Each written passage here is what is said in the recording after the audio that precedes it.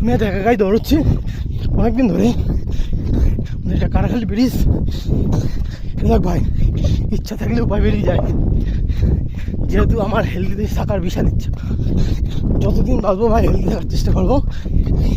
mainly তার উদ্দেশ্যে